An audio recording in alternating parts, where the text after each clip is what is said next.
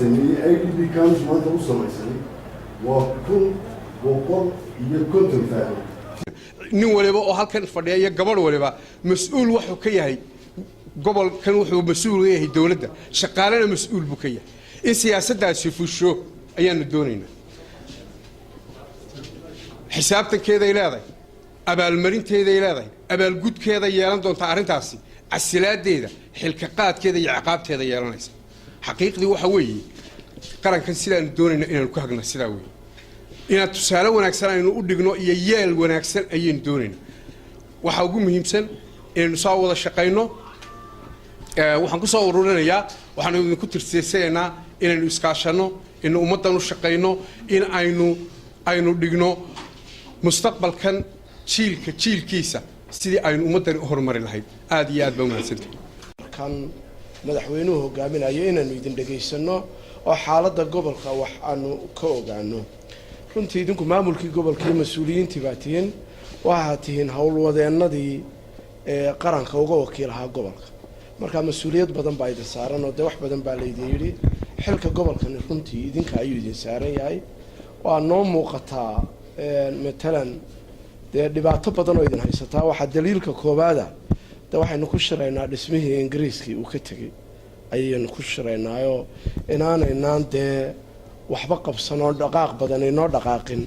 daliilka koowaad bay u tahay oo dee waynagii soo kormeeray runtii taasi dee waxay muujinaysaa waxqabadka iyo shaqada iyo agabkii wax lagu qaban lahaana inuu dhismahaasun dee la nooc yahay hay-ad kasta markaa runtii dee way muuqanaysaa halkaynu joognaa oo laysu qarin maayo markaynu halkaynu joogno garanno ayaynu halkaynu doonayno aynu gaadhaynaa marka halkaynu naallaa waa halkaa duruuftayna hor taallaana waa taa ka qabanno idinkuna xaggiina aad ka dhistaan waxaana jira rajo fiican oo maanta waxaad moodaa sidii gudoomiyaha waxbarashada uu sheegay in xagga wanaagsan ee horumarka loo socdo aad iyo aad baan runtii ugu mahadnaqaynaa isku duwayaasha gobolada dadaalka weyn ay hayaan waxaan leenahay inagu waa inaan noqonaa wixii dhiman aan wada dhammaystirna isla dhammaystirno halkay wax ka jilicsan yihiinna isla eegno waxa weeye aad iyo aad baad u mahadsantihiin kullayto hadalka waa layga dambeeyaa anagu wasaaradda beeraha haddaynu nahay oo xilka ugu weynina saaran yahay kullayto dadaalka waanu ku jiraa inaan horumar ka samaynana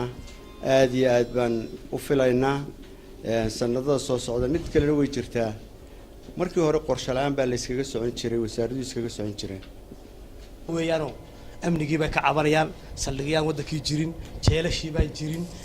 ciidankii qaranka ee booliska oo dirays ku maartay dirays haysan maanta gaadho oo ay ku muuqdaan yani waxaad oran kartaa wadooyinkii baa laga hadlayaa biyaha laga hadlayaa caafimaadkii baa laga hadlayaa dadaal waa lagu jiraa laakiinse waxa weeyaan Allah waxay istaan gacan yaa nin xildhibaan malaha la kaftamo waad yar cawlantahay waxayni Soomaaliland waa kay budaydo Soomaaliland ayaanu kay xildhibaan ku jawaabay yani dadala la ictiraafin oo dhaqaale badan haynin xildhibaankeedu ma ahay budda waxay u jeedaa marka inta naga dhimo waa inta qaran ka dhiman ee Soomaaliland ka dhiman aan hiigsanayna insha Allah inay noo buuxsanto muddo dhow inoo buuxsataan rajaynayno baa naga dhiman dardaaranka labaad waxa weeyaan Soomaalida hore waxa ugu maamulay gacmo jir wax gooyaan waxa la inooga baahan yahay inagu inaan isku tashano wal gobolada iyo dadka isku tashanayaan ree'ooda runta wanaagsan isku tashiga waa dhageysataan telefishinada haweenkii waa iskaashanaya ururada dhalinyarada iskaashanaya waxa iskaashanaya maartay duqeyda iskaashanaysa waxa la isku kaashanaya waxa weeyaan wixii dawladdu ay qaban maartay gaari weeday in iyaguna intay qaban karaan ay qabsadaan isku tashigana cidda ka hormooday in liirgareysan la rabay waxa weeyaan ragina maanta suduwaasha ee hay'adaha maanta dawladda ka mas'uula talaydii ka baahay waxa weeyaan siyaasadda dawladda inaad fulisaan sidii maxamed waxa sheegana waxaan qabaa dawladda iyadana maanta waa dawladda ugu faragelin yar ano tixraacaya gudoomiyaha maxkamadda rafcaanka waxaan qirayaa anigu in dawladda ugu faragelin yar tahay ee ku toorjargareyn ama ana ku qasbin in maartay maxkamadaha lagu farageliyo in wasaaradaha iyo hay'adaha maartay ilaa heer degmo heer gobol la faragelin la rabo in qof walba xilkiisa halkiisa uga baxo laakiin waxaad ku qasbantihiin siyaasadda dawladda inaad fulisaan waa mid aad ku qasbantihiin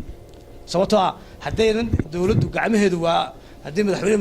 ku-xigeen wixii ka hooseeya wasiirada agaasimeyaasha guud hay-adaha madax bannaan ilaa iyo heer degmiya gobolba yaa baali lagu duulaya siyaasadda dowladdu markaa ay wadatay inaad fulisaani waa mid aad ku qasbantiin wixii laakiinse maaha anagu taan rabnaa tu xisbigu gaar u leeyahay maahane waxaan dhiirigelinaynaa ninka shaqaale inuu executive noqdo inuu hawfiye noqdo